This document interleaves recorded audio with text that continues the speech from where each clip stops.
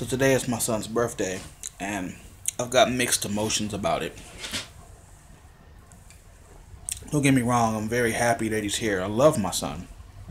And now he's a man, grown man, 20 years old.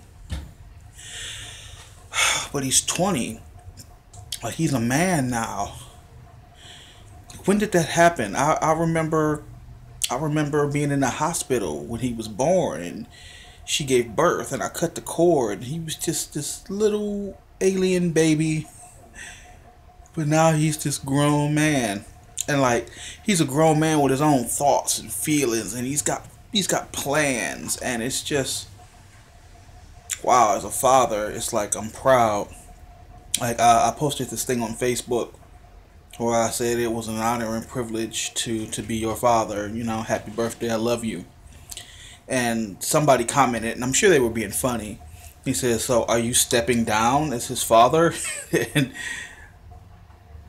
kind of, not even to be funny. Like, I did a video last year talking about this, where the dynamic between Khari and I is just so different now. He's more like a peer. He's a brother at this point. Like, he's got his own plans and agenda. He knows what he's doing. He's a smart boy.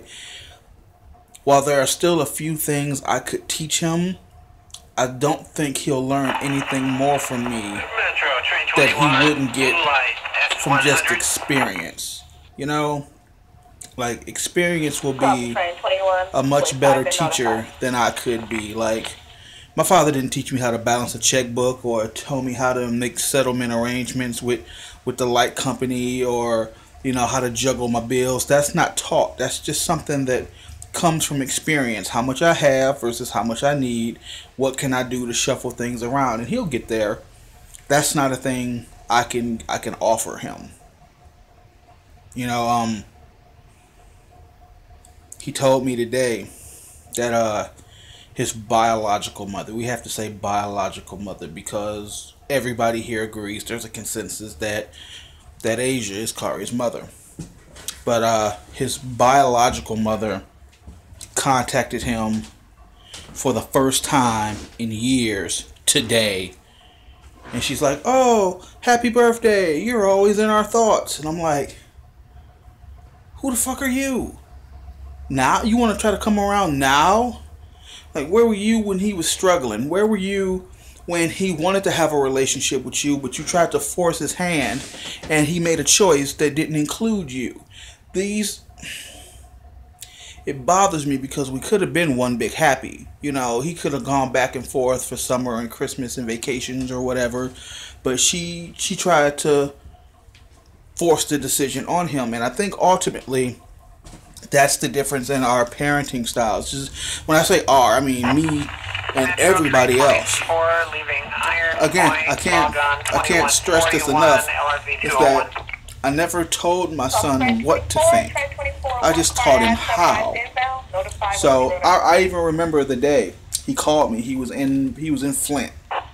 Can you imagine if he was in Flint now? Are you keeping up with the Flint water crisis? Can you imagine if they were still there? But he calls me and he says, "She's been telling me you're lying to me. If I find out you've been lying to me, I'm never coming back." And that broke my heart. It did.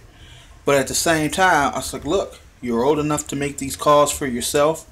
Do whatever investigative research you have to do.